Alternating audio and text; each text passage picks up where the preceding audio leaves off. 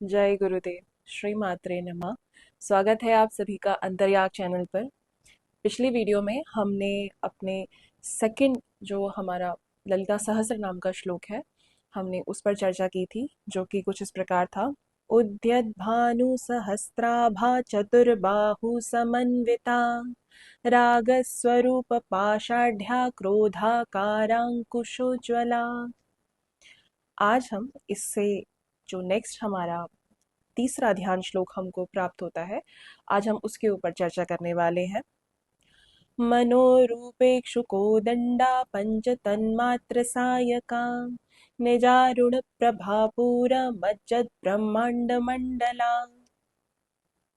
तो इसमें जो हमको माँ का नाम प्राप्त होता है, मनोरूपेक्षु कोदंडा, ये माँ का वो स्वरूप हमको बताता है जिसमें माँ ने अपने हाथों में गन्ने को एक धनुष के रूप में अपने हाथों में थाम रखा है, पकड़ रखा है। इसमें जो इक्षु शब्द का उपयोग किया गया है वो गन्ने के लिए किया जाता है।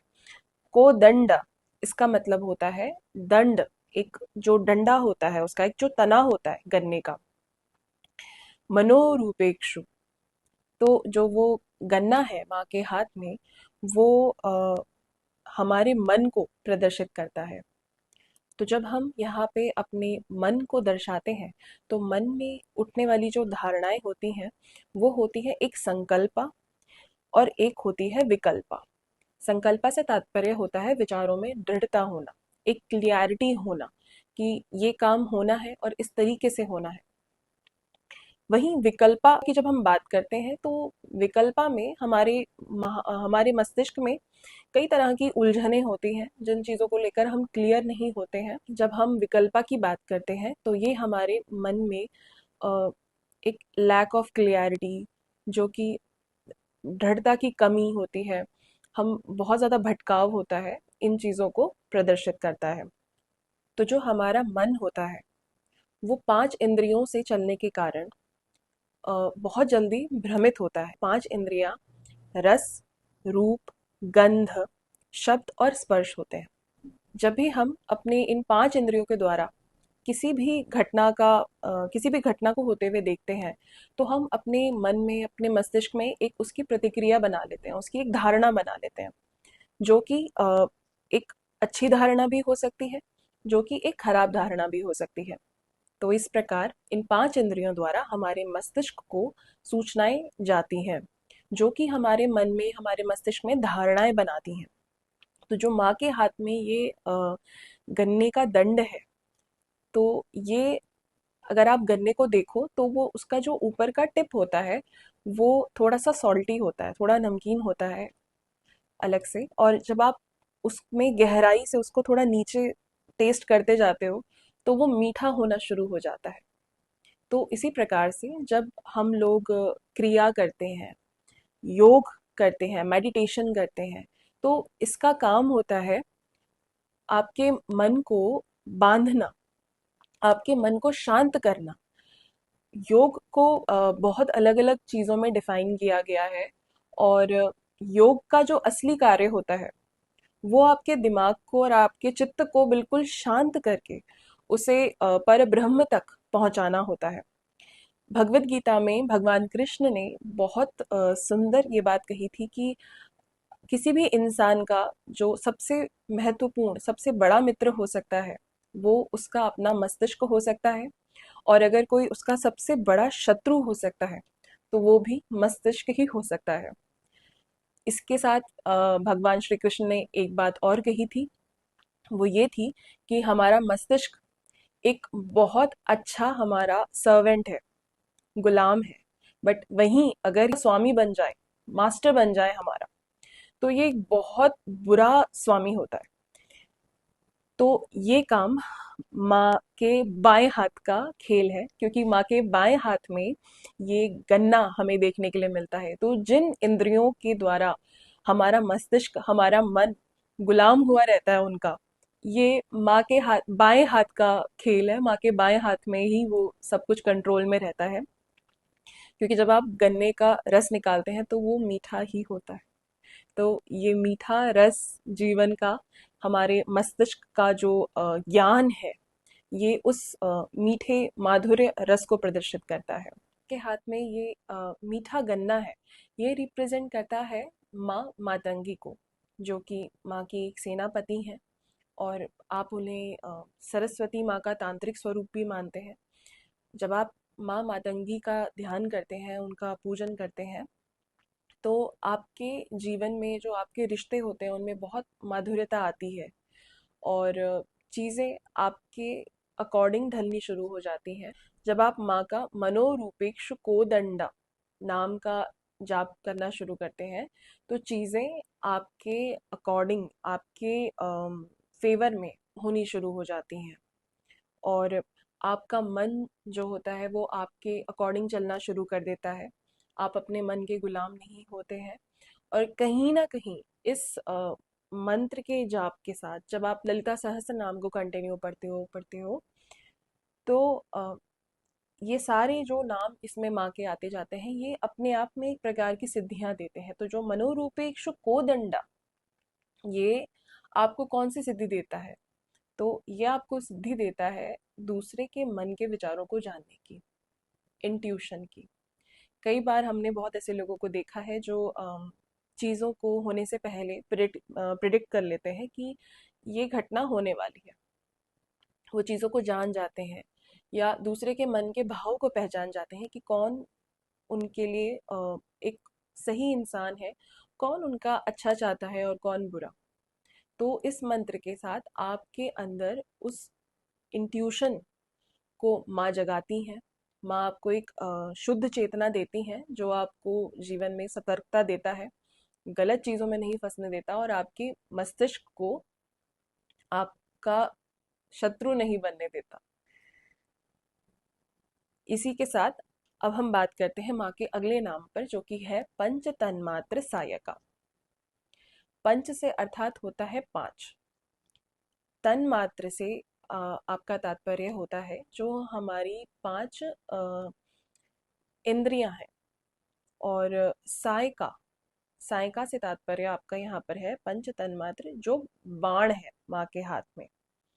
तो माँ ने जो अपने हाथों में पांच पुष्पों को धारण कर रखा है, वो कुछ इस प्रकार है। पहला कमल, दूसरा लाल कमल, जिसे रक्त कैरव कहा जाता है। तीसरा जो पुष्प है वो है कहलार, जिसे हम वाटर लिली भी कहते हैं। चौथा पुष्प नीलोत्पल, जिसे हम इंदिवर कहते हैं। पांचवा आम्र पुष्प, जो कि आम के पेड़ पर लगता है, जिसे कई जगहों पर हम लोकल लैंग्वेजेस में बौर भी कहते हैं। तो माँ के हाथ में जो ये पांच पुष्प हैं, जो ये पांच बाण हैं, ये क्या दर्शाते हैं? ये एक मनुष्य की पांच प्रकार की भावनाओं को दर्शाते हैं। उत्तेजना, मद, मद यानी कि अपनी शक्ति का अहंकार। इसके बाद आता है आकर्षण, मोह और विनाश। तो आपने जब माँ को युद्ध करते हुए माँ का वर्णन सुना होगा, जो भंडासुर के साथ माँ का युद्ध हुआ था, तो इन पांच तीर और अपने जो माँ का धनुष था, तो इस धनुष बाण के साथ माँ ने दैत्यों पर, असुरों पर प्रहार किया था। इन्हीं पांच तीरों से माँ अपने जो भक्त होते हैं उन पर भी वार करती है, अगर उनमें कोई नेगेटिव भावनाएं होती हैं, या इस तरह की जो कहते हैं ना कामनाएं छुपी हुई होती हैं, और वो गलत कामनाएं, अच्छी कामनाएं नहीं। जब हम लोग साधनाओं में होते हैं, तो ब्रह्मचर्य का पालन करने के लिए भी कहा जाता है। जब आप एक स्पेसिफिक साधना काल में होते हो, जो आप संकल्प लेते हो कितने दिन का आप ले रहे हैं, उस टाइम पे कहा जाता है कि आपको ब्रह्मचर्य का पालन करना होता है। ये काम पहले के हमारे जो देवता हैं ये लोग भी किया करते थे। जैसे आप जानते हैं, जब महादेव को अपनी साधनाएं करनी होती थी, तो वो महासमाधि में जाते थे। तो वो कुछ टाइम के लिए अपने कैलाश से भी प्रस्थान कर जाते थे। इसी प्रकार जब माँ ने साधनाएं करी हैं, तो वो भी कैलाश से कई बार बाहर गई हैं। भगवान विष्णु अपने क्षीर सागर को छोड़ करके अ, हमारे भारत के अलग अलग भूमि पर, विश्व में आए, पृथ्वी पर आए, अलग अलग जगहों पर उन्होंने साधनाएं करी। तो ये उस समय आपके शरीर में इतनी ऊर्जाएं होती हैं ना, उनको रोकने के लिए, उनको आपका शरीर एब्जॉर्ब कर सके, उसके लिए थोड़ा ज़रूरी होता है। क्योंकि विवाह का मतलब सिर्फ इतना नहीं होता कि आपने किसी से शादी करी और फेरे ले ली और आपके अंदर आप दोनों में एनर्जीज ट्रांसफर हो रही हैं। आस्था हम मानते हैं, हम भगवान को साक्षी मान करके गृहस्थ में जा रहे होते हैं, परंतु जो हमारा पति पत्नी का एक संबंध होता है, वो संबंध ही आपके ग्रहों को, आपके जो आचरण है उन चीज़ों पर, एक दूसरे पर प्रभाव डालता है। तो अगर एक इंसान बहुत अच्छा है, जो कि आध्यात्मिक है या आध्यात्मिक नहीं भी है, परंतु अगर वो बहुत जिसको बोलते हैं ना कि एक अच्छा इंसान है जो कि गलत कार्य नहीं करता है, पर वहीं दूसरा इंसान व्यभिचार में है, वो गलत कार्य करता है, तो जब वो लोग आपस में मिलेंगे, तो जो अच्छा इंसान होगा उसका अच्छा कर्म वहाँ ट्रांसफर होगा और उसका बुरा कर्म वहाँ ट्रांसफर होगा। तो जो गलत इंसान है कई बार उसके साथ बहुत अच्छा होता है, और जो उन दोनों में सात्विक होता है, जो कि अच्छे काम करने वाला होता है, उसको बहुत कुछ झेलना पड़ता है। तो ये कुछ अलग चीज़ें नहीं हैं, ये जस्ट एनर्जीज इस तरह से काम करती हैं। तो जब हम बात करते हैं माँ के इस इन 5 स्तरों पर, तो ये हमारे अंदर की जो विकार होते हैं, ये वो हैं। इसी के साथ आप इसे 5 हमारे जो हमारे तत्व थे उनसे भी संबंधित मान सकते हो, जो कि रस रूप गंध स्पर्श ये सभी हो गए, या इसी के साथ आप इसे हमारे पंच महाभूतों से भी जोड़ सकते हैं, जो कि अग्नि पृथ्वी जल वायु आकाश होते हैं। तो माँ अपने इन पुष्प बाणों से संपूर्ण सृष्टि को चलाती हैं, हमारे मन को कंट्रोल करती हैं, अपने भक्त के मन को कंट्रोल करती हैं, उसको सही दिशा में रखती हैं, वो गलत कार्यों में लिप्त नहीं होता, और हमारी इंद्रियों को नियंत्रण में करके माँ हमें अपने रास्ते पर ले जाती हैं, जिसको कहते हैं मोक्ष।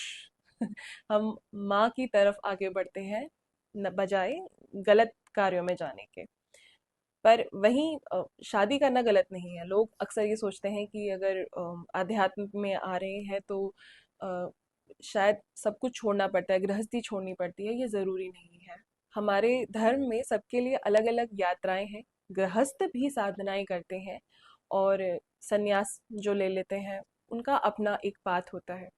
तो ज़रूरी नहीं है, अगर आपके मन में माँ के प्रति प्रेम है या भक्ति है, तो आपको संसार को छोड़ करके जाना है, अपने परिवारों को त्यागना है। नहीं नहीं, आप वहीं रह करके जहाँ आप हैं, आप अपने कर्तव्यों का निर्वाह कीजिए। अगर माँ ने, भगवान ने, आपके परिवार ने आपको गृहस्थ बनाया है, तो उस काम को 100% बहुत खूबसूरती के साथ करके दिखाइए। माँ भी बहुत खुश होगी कि तुमने अपनी जिम्मेदारी भी निभाई, और तुमने मुझे भी याद रखा, मेरे भी चरण पकड़ के रखे। तो एक हाथ से माँ का चरण पकड़ो, एक हाथ से संसार को पकड़ के रखो, और दोनों को साथ लेते हुए चलो। माँ दोनों देती है, भोग और मोक्ष। तो एक का ही कामना क्यों करनी। मैं पर्सनली ये चीज मानती हूँ कि मैं क्यों ओवर भक्ति दिखा करके माँ को ये चीज बोलूँ कि नहीं नहीं नहीं, मुझे धन वगैरह कुछ नहीं चाहिए, मुझे सिर्फ भक्ति भक्ति नहीं, मुझे दोनों चाहिए। जीवन को जीने के लिए जितना चाहिए उतना भी चाहिए, साथ में माँ भी चाहिए मुझे।